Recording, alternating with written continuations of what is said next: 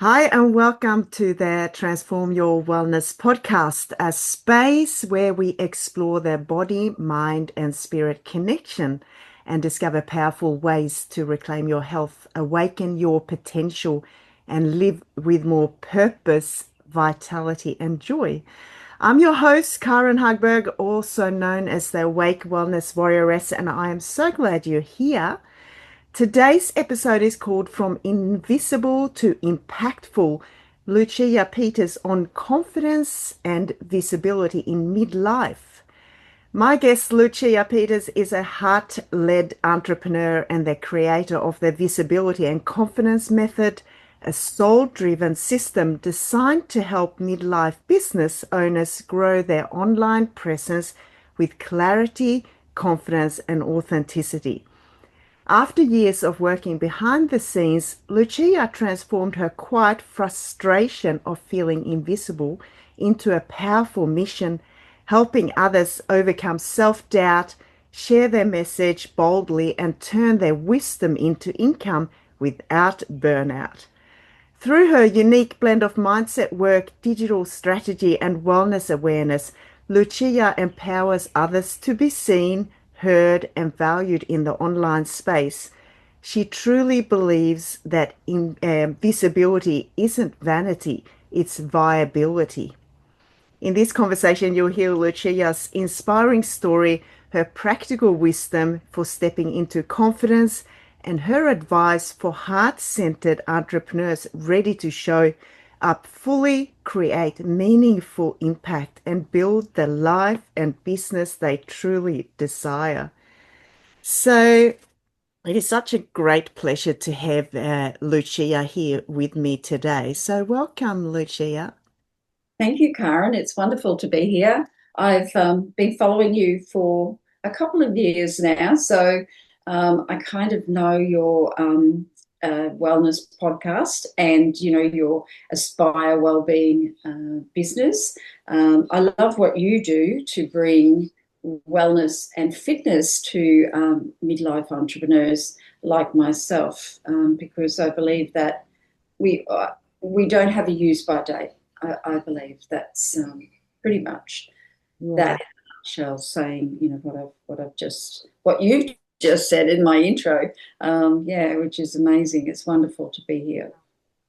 And I came across you obviously through joint interest, and that is through the wellness space. And um, there's something here that I've always felt really drawn towards you, Lucia, and I wanted to explore that today because I actually don't know much about you personally, and that's something told me I have to connect with you Yeah. to find out what actually drives you to do the amazing work you do. So, can we go back right to the start when you were a little girl? Where were you born? Where were you growing up, Lucia? Yeah, so I actually grew up in a mining town, and I had migrant parent. So my father came from Italy after the Second World War.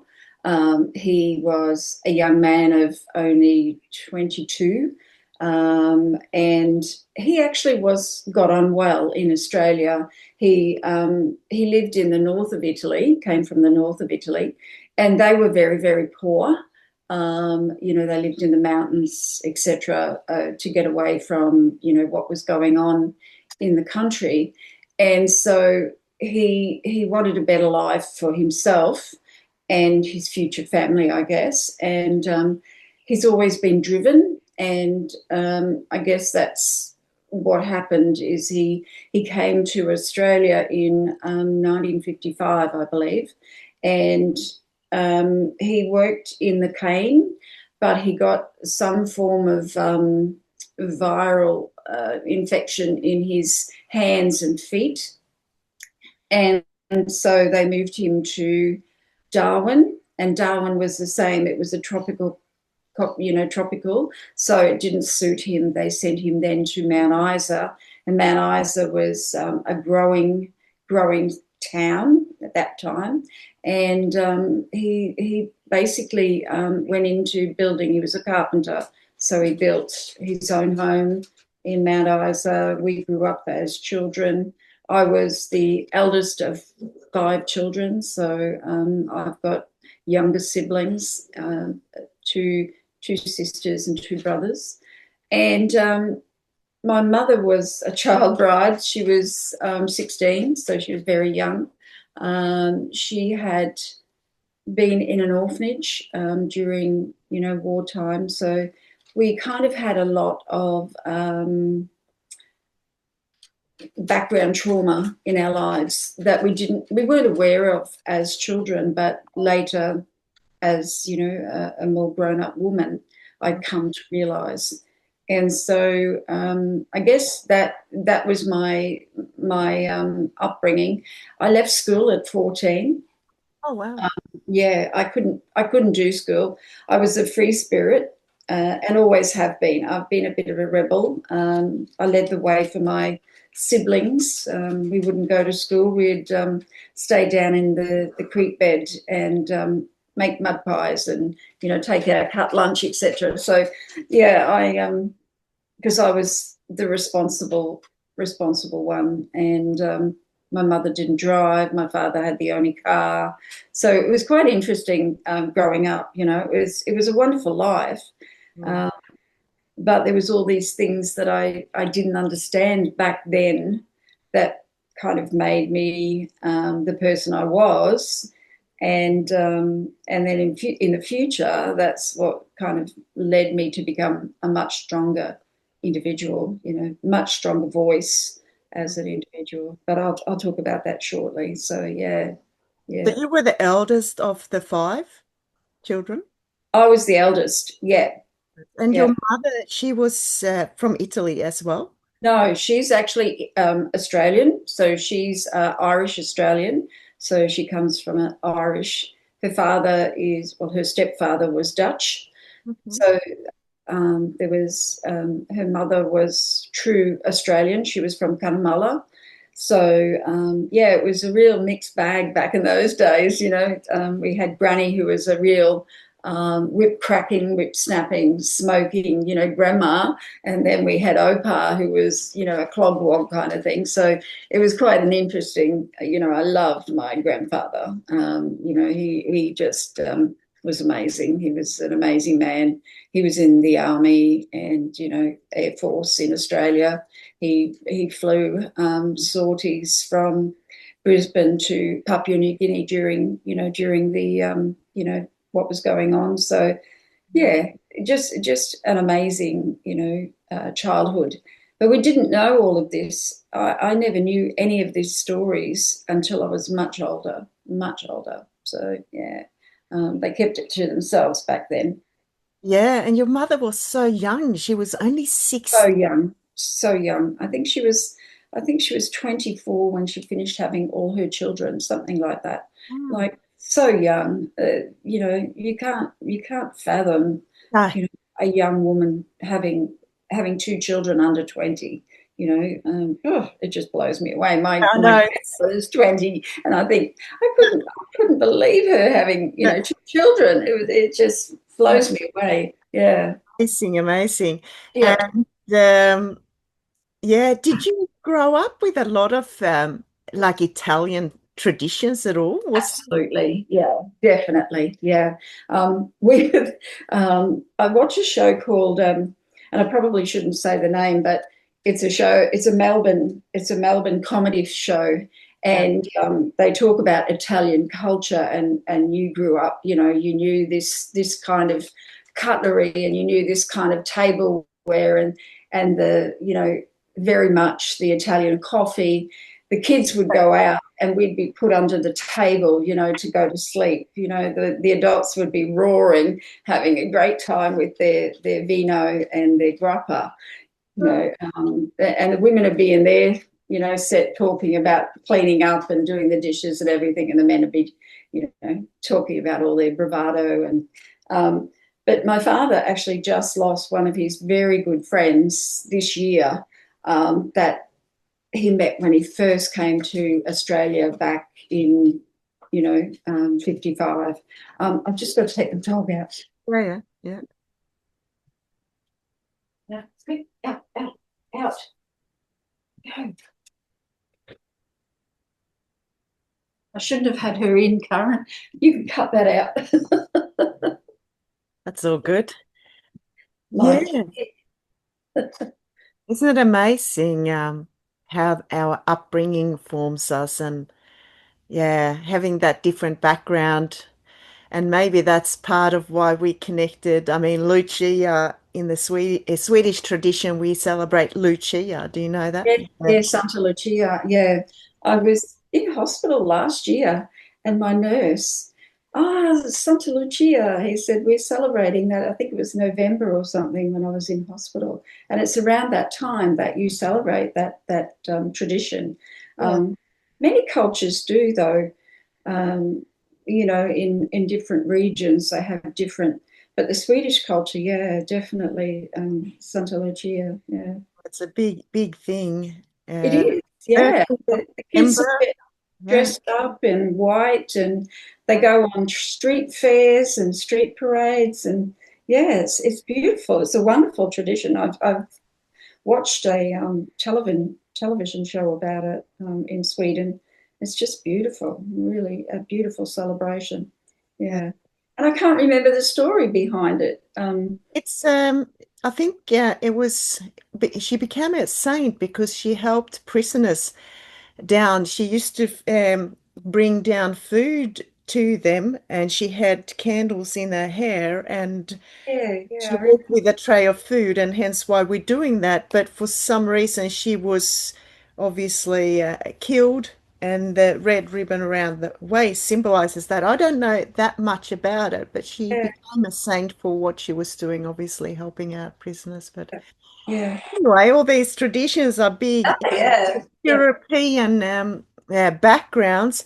So your father is alive still. What about your mother? Yes, my mother and father are both alive. We live in a traditional home. I live upstairs. Mum and dad live downstairs. Mum and dad dad's 94, mum's 84.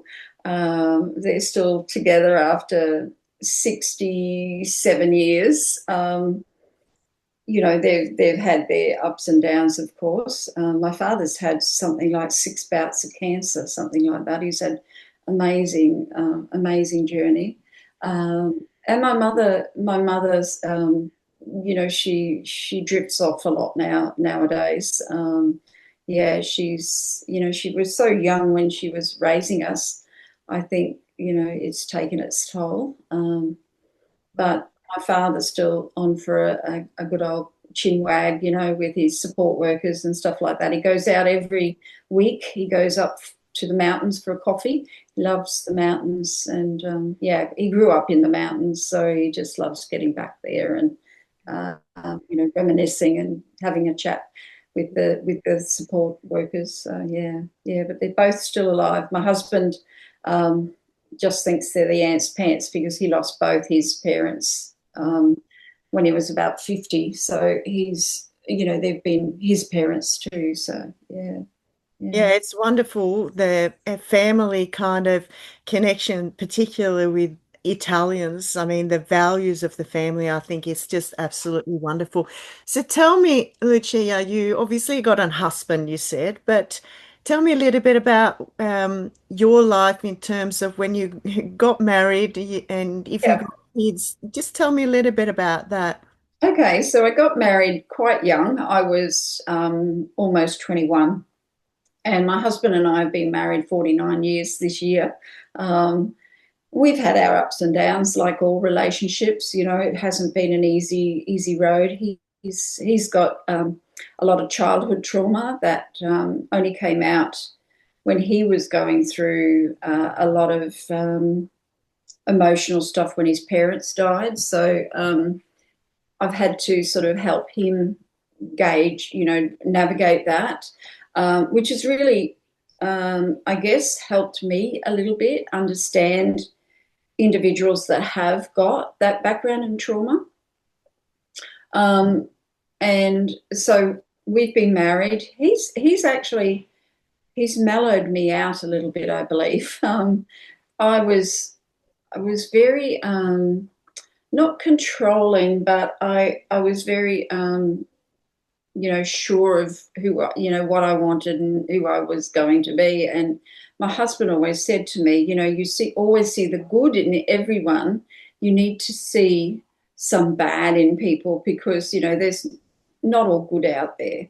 And I must admit that has been the case. I've had some lifelong friendships that have now gone. They were from school days that I just hung on to, um, even knowing, who they were and what type of individual they were. I gave them the benefit of the doubt. But that changed when the relationship changed with them. They began to.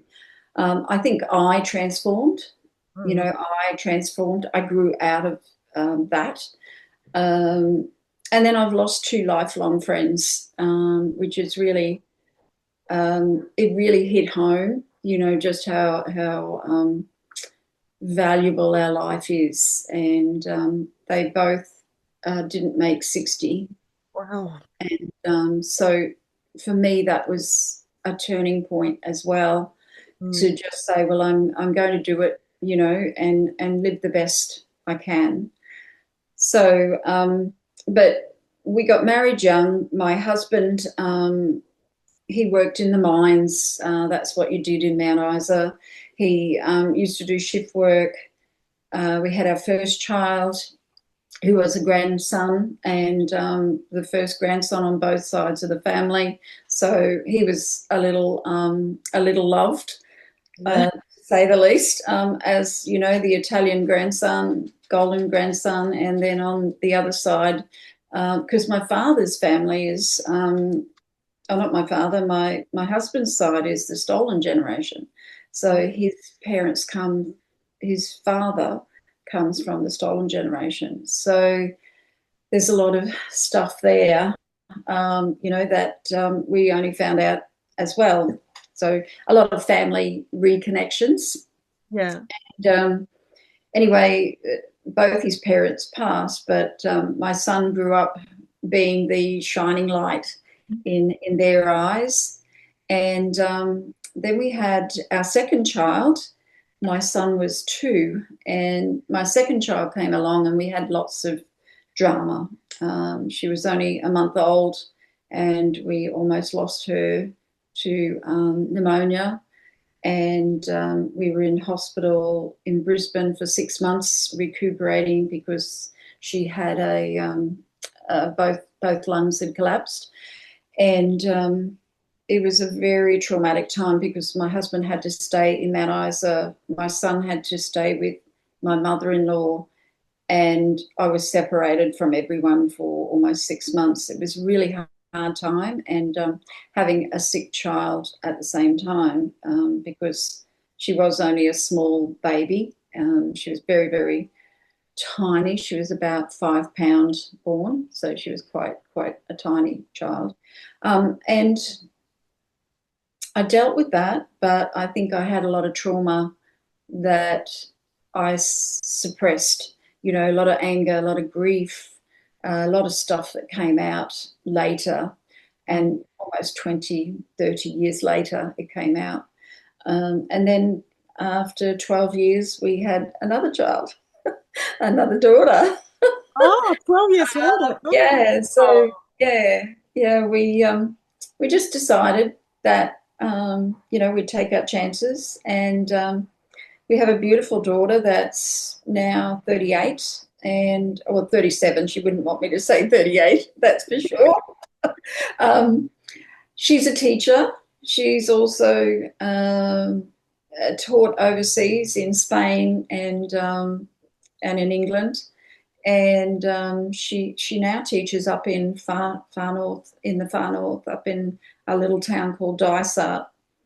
And she's level-headed, she's just the most amazing individual. Her and her brother get on so well. So I'm so blessed to be able to say that, they have a great relationship. They look after the middle sister. They give her as much as she gives them. But she loves, the middle daughter Natalie loves them so much. So she misses them when they're not here, because my son works away in the mines as well. So that mining has continued through our family. Yeah. So yeah, and so I'm just the nonna now. I've got 3 grandchildren and 1 great grandchild. So Oh, wow. yeah, so I got my granddaughter got married. She's got a stepdaughter, who her and a partner or her husband. So I've got a grandson who married into the family. So now I've got a grandson as well. He married my granddaughter. She's also a teacher. Mm. And then my middle granddaughter is getting a mechanics trade, so she's working towards getting a mechanic. And the youngest, who is now 20, has just come back from Japan, so she's been traveling. They all have the travel gypsy in them. Nonna used to travel a lot when I was 40. From 40 to about 60, I did a lot of traveling with my sister. Yeah, so we used to backpack and go up, do lots of small trips. I had a 12-seater bus, and we used to take off and go and do traveling. So yeah, Oh, how wonderful. So you got the any varied. three grandkids, did you say? 3 grandkids, and the eldest granddaughter has got a granddaughter. She's a daughter. She's 6, so she's 6 now. Yeah, they've been in the relationship for 6 years, and she was a littly when she met us. She was probably I think she was about 6 months old, and the mum couldn't really deal with motherhood, and the relationship with the partner broke up. And yeah, so my granddaughter just took her on and has been her mum ever since. So yeah, it's beautiful. Beautiful to see, so good with her. So you got Natalie's at the middle child living Yes, with, that's the middle child. Yeah, yeah. lives with you, or Yes, we're her primary carers. yeah. So she is high support needs. So, everything is done for her. We've actually now just employed a support worker that is in home. Yeah. So she does. Oh, my dog. Right. She does all the work in the house now. Since last October, we've had this person. So through NDIS, we actually have, she does her washing, does her sheets, does her personal hygiene, makes a breakfast, makes a dinner. I have to do none of that anymore. So that actually gives me time with my husband and my kids, my other 2 children, because I never had that. There was always a piece of me that was always, watching her, making sure she was fine. Yeah, so I think what I have recognised is that I was a little bit controlling in the relationship. And I've worked hard on that, because when she was younger, I had to push back a lot. I had to push back an awful lot, because people would say to me, "Oh, never mind, it won't get that bad." We nearly lost her in a hospital bed in Mount Isa, where we used to live. It was only that I went to another private doctor and said, "You've got to do something. My daughter's dying. Do something so that we can help her." Because the other system, they were just prepared to let her go. They didn't see her value, if you like. Yeah. And that's where I've been her voice and had to be very, very strong. And sometimes I have controlled the situation just to get the outcome that Natalie needs or requires. So, I've had to be that way. Even in my relationship with my husband, a couple of years ago, we had a lot of temper tantrums, etc. She was going through menopause, and we had no idea that she was going. Can you Wow. imagine a Oh, disabled person going through menopause? Had oh, no idea that's what it was, and they were treating her as behavioural, and oh, it wasn't behavioural; it was hormonal, And yeah, she was. We went and had some tests done, and she was perimenopausal. And I just told my husband, just get away. Get away. I said, leave her alone. um, and he once he found out, because he remembers me going through it, yeah, he was fine. And I think we're at the other end of it almost now. But yeah, it's been a journey that was crazy, because she can't verbalize wow. what she's Yeah, feeling. as you say, you've had to be her voice. And I mean, what a big thing to have to kind of be there for someone. And yeah, what a massive learning you must have had. Oh, it's been huge. I've had to deal psychiatrists, psychologists, occupational therapists, physiotherapists. She didn't walk until she was 3. So, I was lugging this person. And back then, we didn't have a lot of the support, like now, there is much more support that you can access. But back then, there was no support. They wanted to put her into, they used to call them opportunity schools. And, she has the intelligence. She operates an iPad by herself. She's on YouTube 24/7. So, she's got the intelligence, but she's got, fine motor I, problems, so, and gross motor with her feet and knees and hips. So, you know, yeah, so it's hard to understand. yeah, I mean, I can't put myself in your shoes, how that would be. You just do it. You just do it, Karin. You just do it. Yeah, yeah, like anything, we have to, yeah, we have Yeah. to deal with what's put in front of us, eh? But Mm. I was going to say, so obviously having to look after her so much, did that affect, I mean, work-wise, did you work, were you home? Have you had a career as such I've before? had a career. Yeah, I've had a career. I worked in a large department store for 20 years. Um, and that I had a psychiatrist way back when who said to me that the type of personality that these people are, if you don't have a life, they Mm, won't allow you to have a life. So mm, you must, because my husband didn't want me to work. My mm. husband wanted me to stay home with her. And me being Miss Independent and wanting to further my life and be a better individual and human being, I decided that I would work. So I worked in that department store for those years. Um, I I used to lead people. I used to help people train up to gain skills in sales, not so much in marketing, but in display and etc. So I had a keen eye for marketing, if you like, way back then. I worked in a radio station when I first left school. I used to do the ads for the radio announcers. That was my first job when I first left. I said I left at 14. I Yeah. was almost 15 when I got the job. So, yeah, I got that job.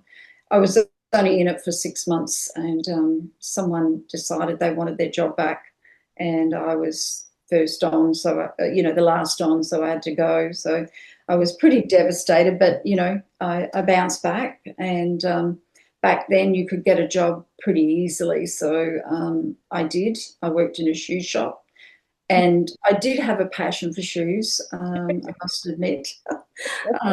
They used to call me Imelda. I'd come home each Friday, and the lady next door would say, "Oh, can I see what you bought?" And it's usually a $5 pair of shoes. But Stilettos, not stilettos. What were they then? Wedges. The yeah, wedgies. yeah, Yeah, the yeah. wedges. So yeah, and then I went into the big department store when I left Mount Isa and moved here. We moved here in 1992, I think, about 1992, I think we moved from Mount Isa because the services in Mount Isa were diminishing for Natalie.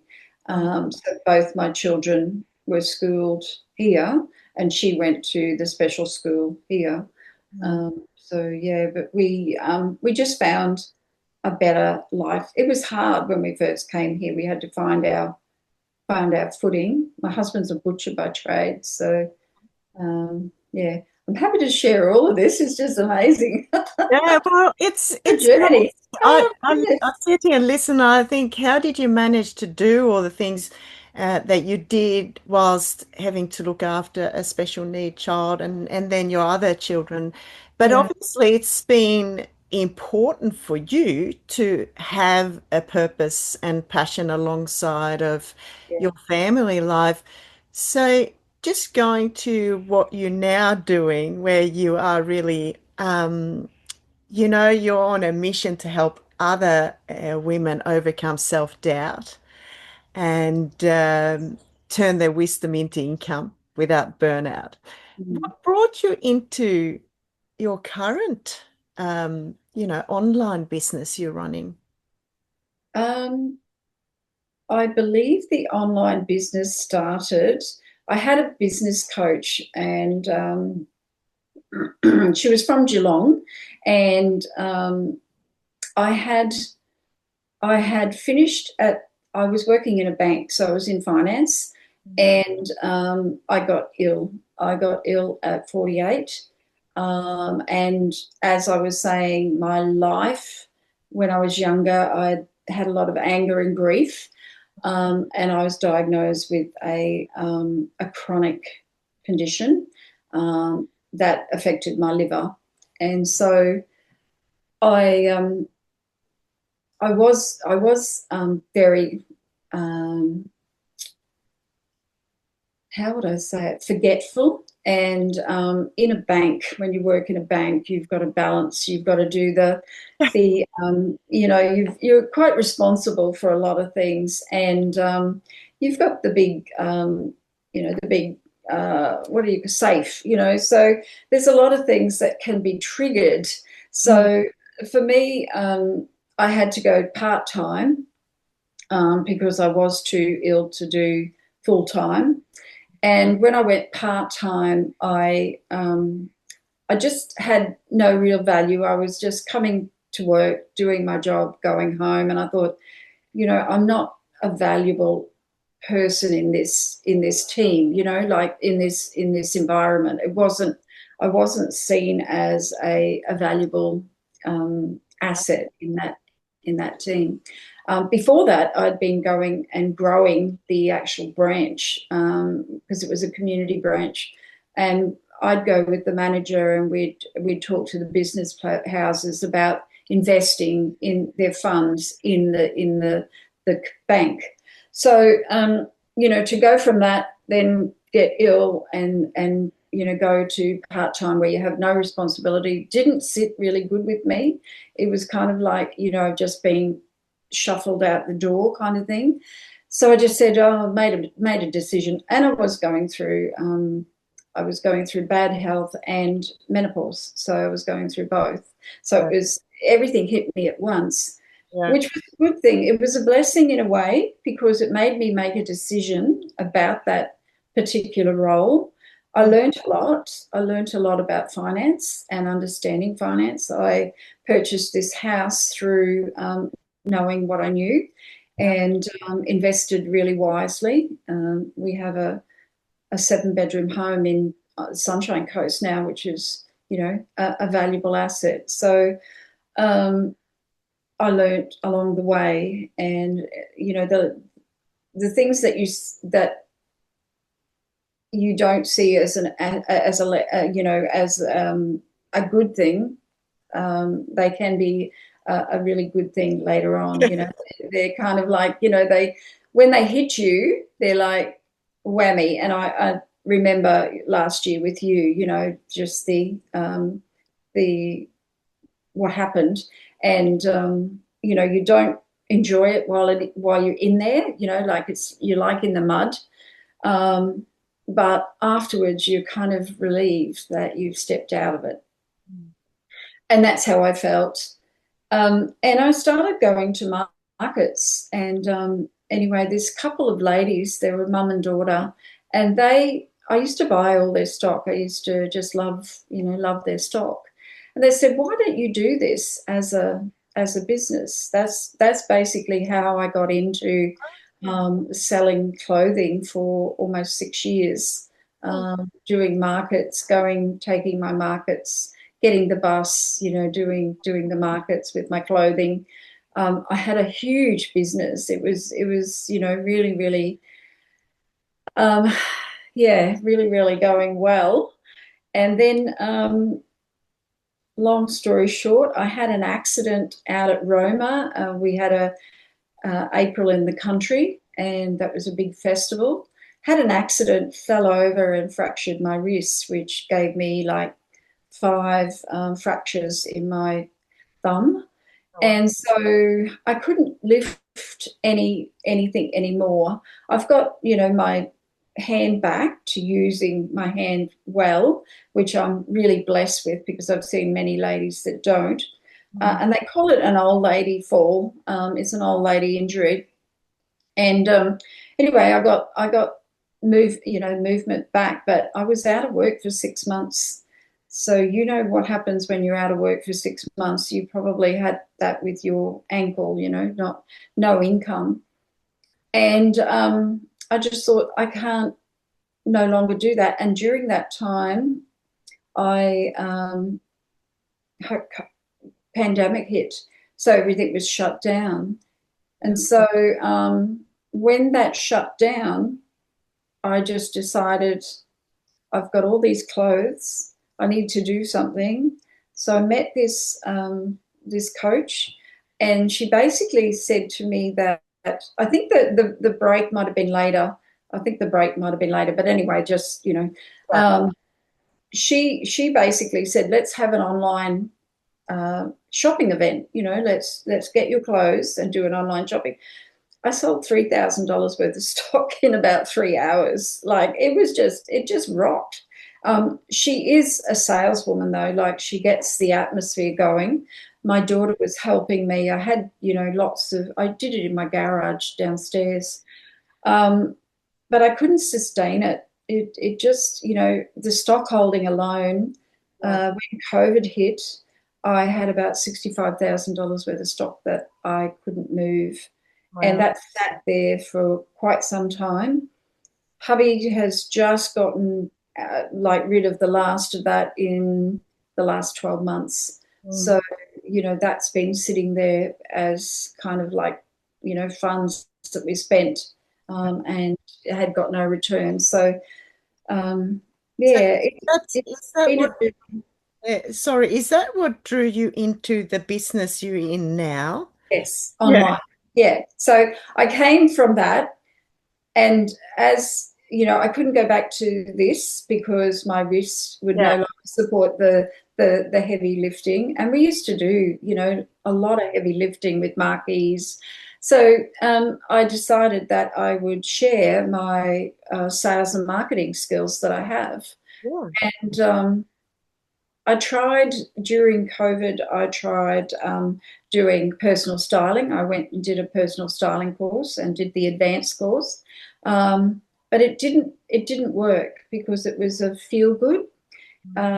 And the personal styling, understanding body shapes and understanding all of that was really good.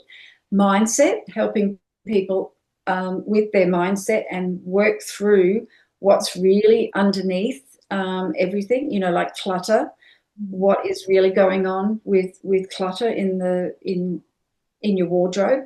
It's it's a presentation of something else. So that was a really good learning for me, even though I only did that for probably about 6 months. I just it financially wasn't working. But now with my company, the Confidence and Visibility, I can teach the mindset stuff around confidence. Yeah. And confidence is not something that just happens over, like this. We're born with it. Confidence is something that we work on most of our lives, but it is a mindset. You have to let yourself be okay at being imperfect. Mm. Like none of us are perfect. Everyone seems to see the polished, Yeah. 15-year journey that you've got to get here. They don't see the raw and real that you were. If you go back into my YouTube channel, you will see some raw and real stuff there. Like there's some really raw stuff there, which is quite interesting. Um, so helping people get visible on social media, any social media platform. I'm a whiz now at. Well, I'm not a whiz, but I research and learn a lot about Facebook. So Facebook has been my jam for the past five, maybe even longer, 5 to 10 years. I've got a good handle on Facebook, but Facebook's changing again. So am I. I'm learning YouTube because I just feel that I need another plan. So, plan A doesn't work, you've got to have a plan B. And as I was saying, the old Pinterest, which is something that I've used since my styling, way back before my styling days. I used to we'd share a board with a client, and I would suggest, she'd take photos of her body shape, and then I'd send her in the board, a private board, her clothing that would suit her so that she could go and shop. So it was a great tool, and it can be used like that again. So, but I think visibility is something that a lot of women midlife they lose. They really lose because their kids are growing. Their kids are getting personalities, and they've always been there, but their children have this bigger personality now.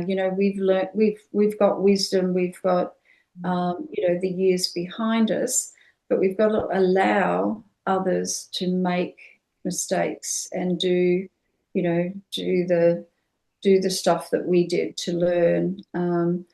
But if someone wants to know that faster, that's where I come in and help them grow, help them shift their mindset so that they're not always in doubt, have a more positive growth mindset, not fixed, and, just really look at how that affects your confidence. But showing up, being visible is one of the first ways that you can reinforce to yourself that you have got value, Yeah, that you have something absolutely. to share. Yeah.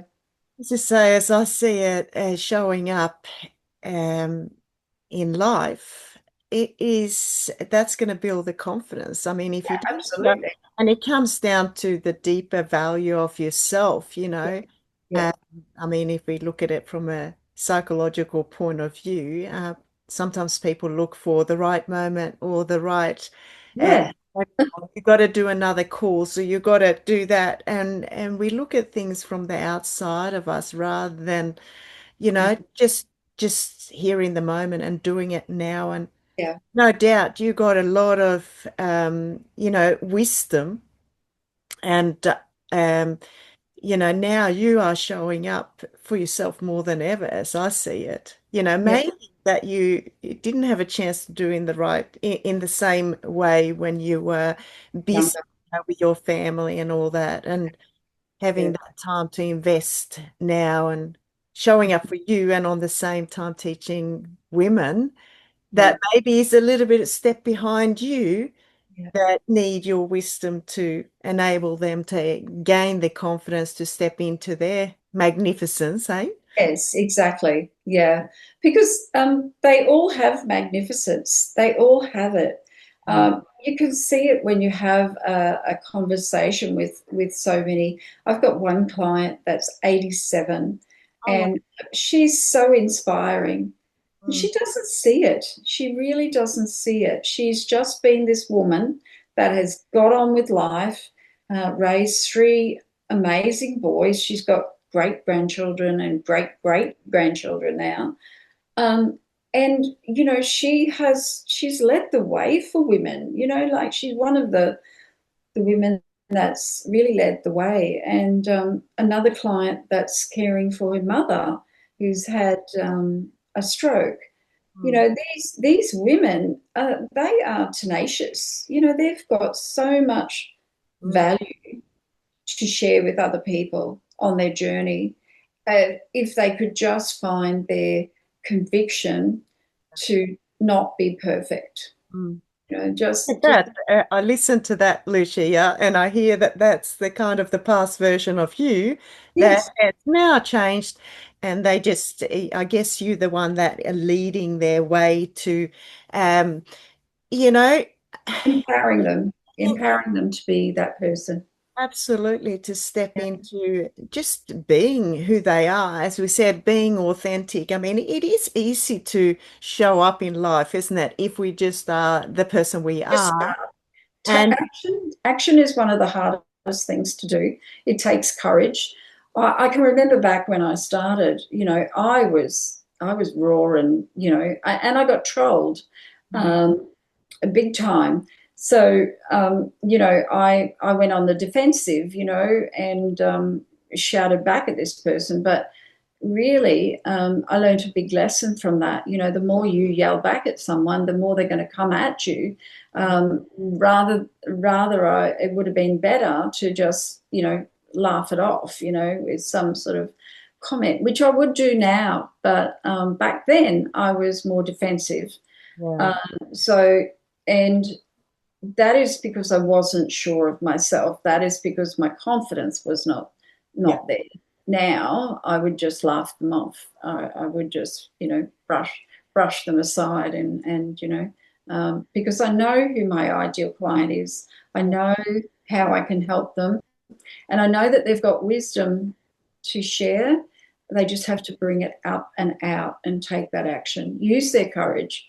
They are courageous. They're just um, whether it's a story they're telling themselves, mm, that story that is being repeated somehow.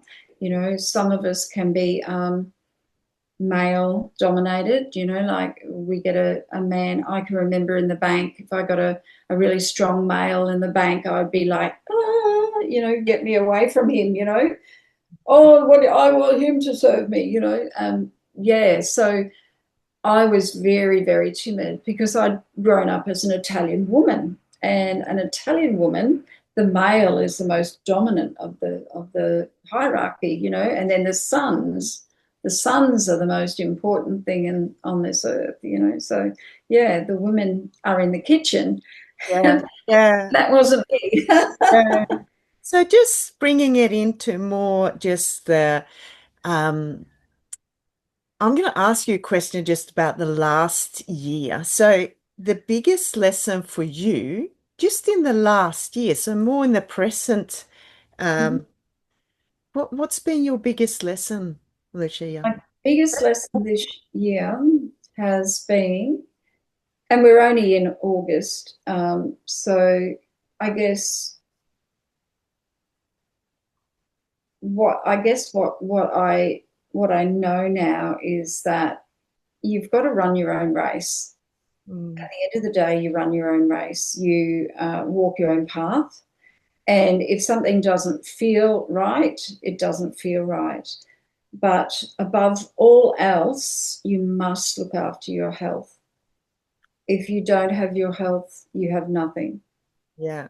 And my body has been letting me know that I need to rest. And I've been listening.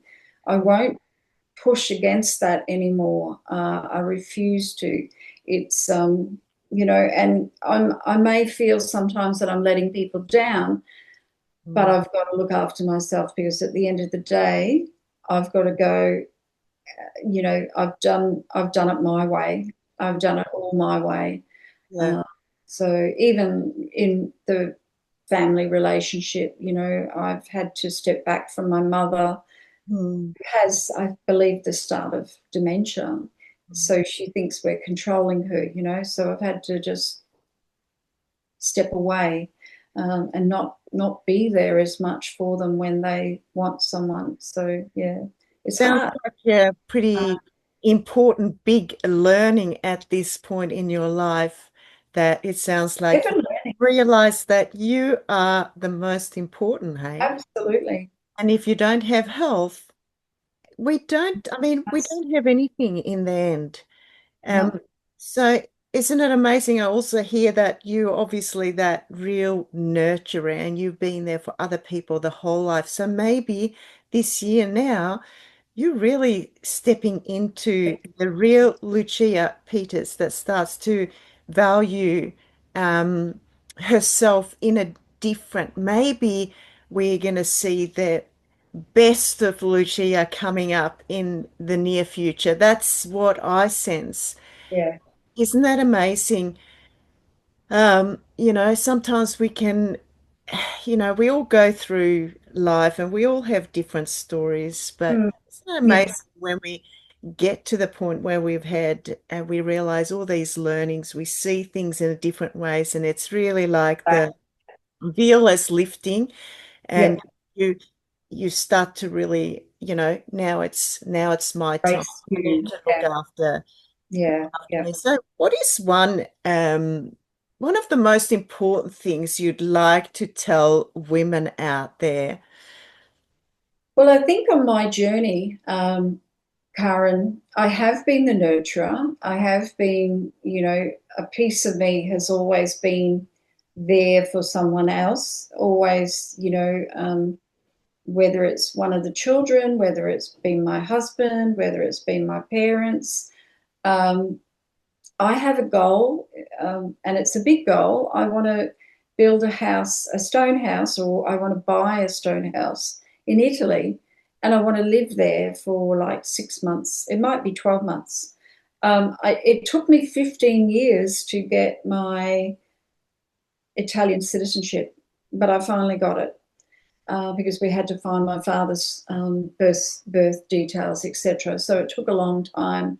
Just got Um, it recently. I Did you? got it 2 years ago now, so Oh, I'm an Italian citizen. oh, I've got dual citizenship.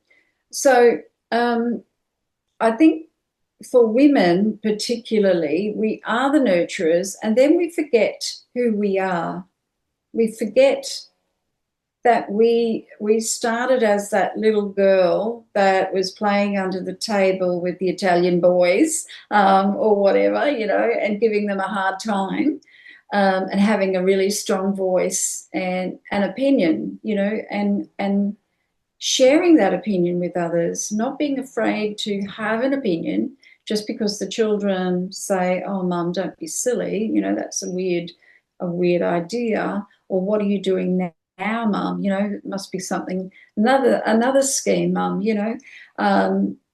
They've never questioned my coaching ever, mm, ever. mm. But when I do, like I've got into a wellness product, they've foo-fooed it. I'm now in a blockchain. They're foo-fooing it. It's quite interesting to see that they're job orientated. They're very much 9 to 5, Yeah. and that's not my conditioning, Mm, because I've never been that type of parent. So society has put that conditioning on them, and that's what women bring mm, with them when they're midlife. They've mm, been the 9 to 5. It's mm. very hard to undo all of that conditioning. You've got to really work on it. And it probably takes until you're nearly, 70 to realize that, that's what you're still working through, is all that conditioning Yeah. from previous, previous background. It could be that, but it could also be that they see you, that you stepping into your real truth. They want to see the So real Lucia doing her own thing and her own passion as I see it. So I yeah. mean, I guess, yeah, it It's a is. hard one, isn't it? It's a hard one to understand, but yeah, I've always seen that with my children. And I've been doing coaching now for almost ten years. And since I came onto the online space, and yeah, it's they've never really, one of them's actually asked for support, and I've offered support with branding and stuff like that, because that's what you need when you get yourself out there, as you do. You need to brand yourself as an individual, and even that's hard. I hear many people say, "Do I have to put my face on the banner?" Yes, you do. Do I have to put a big photo? Yes, you do. You have to let people know who you are, who they're talking to. You won't do business with someone that's got no face. That's just, yeah, it's just not relationship building at all. Yeah. So women have to step into their power.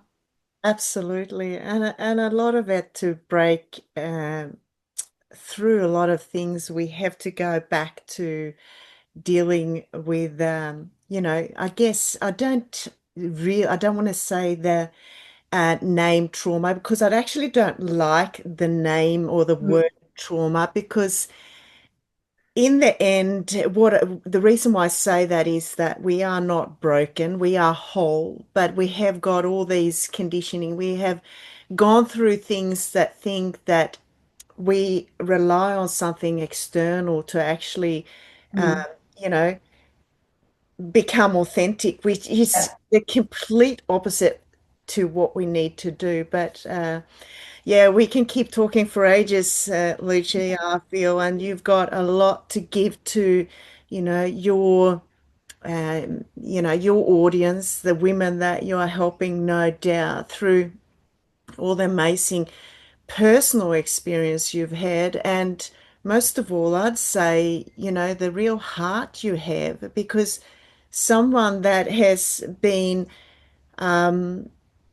I guess, assigned to the life journey that you've had, there's something in there for you to have been given that gift yeah, and be exactly. able to pass on to other women. It is worth a lot as I see it. And no doubt you will have a lot of impact.